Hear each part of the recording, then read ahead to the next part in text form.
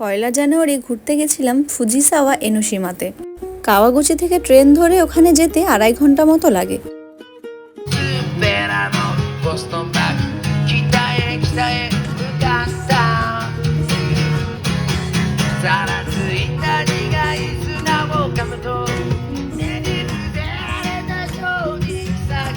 এইরকম ধরনের গান রাস্তায় কিন্তু যেখানে সেখানে এখানে দেখা যায়।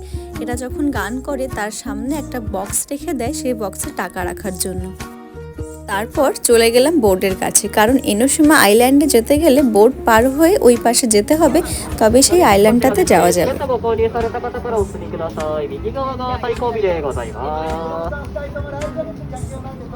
এখানে বোর্ডে ওঠার জন্য অ্যানাউন্সমেন্ট করছে যে এই পথ থেকে গেলে বোর্ড পাওয়া যাবে। টিকিট মূল্য ছিল জাপানিজ ইয়েনের 400 ইয়েন, একজনের 400 ইয়েন করে। তারপরে লাইন ধরে আমরা সবাই দাঁড়িয়েছিলাম, কারণ একটা বোর্ডে বেশি যাত্রী যেতে পারছিল না বলে। যতটা সিট ততজনই যেতে পারবে, দাঁড়িয়ে কেউ যেতে পারবে না, সেই জন্য একটু সময় লাগছিল।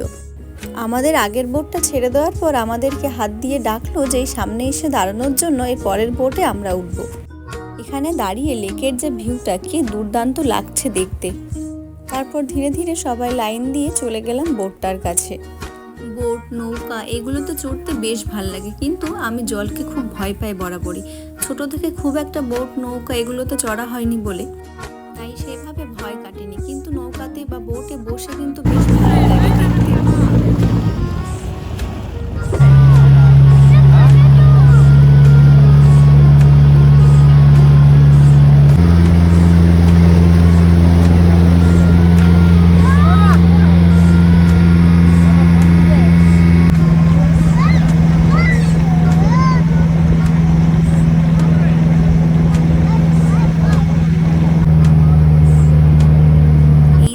সব থেকে বেশি বা বড় বৈশিষ্ট্য হচ্ছে আপনি এই যে বোটে চড়তে চড়তে ফুজি পাহাড়কে দেখতে পাবেন। সেটা খুব স্পষ্ট না হলেও আপনি দেখতে পাবেন।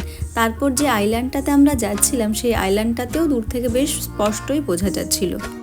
সচরাচর আমরা সমুদ্র, পাহাড়, আইল্যান্ড সবটা কিন্তু একসঙ্গে পাই না।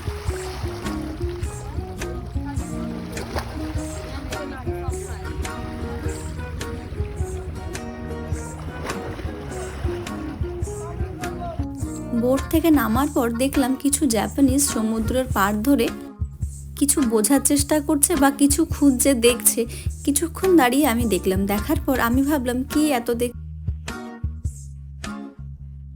গিয়ে দেখে ঝিনুকের ছোট অবস্থায় যেরকমটা হয় সেরকম ছোট ছোট ঝিনুক সবেমাত্র জন্মাচ্ছে, সেই রকম পুরো চর ধরে ভর্তি হয়ে আছে।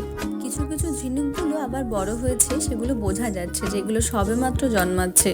তবে এরকম অবস্থা আমি আগে কখনো দেখিনি। প্রথমবার আমি দেখলাম যে ঝিনুক বা শামুক এই ধরনের জিনিসগুলো বেশি এক জায়গাতে জন্মালে কেমন লাগে। আমরা ওখানে পৌঁছেছিলাম তখন ওই 1টা মতো বাজে। ওই 1টার ভর দুপুরের রোদটা পুরো সমুদ্রের উপরে পড়ে সমুদ্রটাকে একেবারে চকচকে করে ফেলেছে। তারপরের এই যে দৃশ্যগুলো অসাধারণ।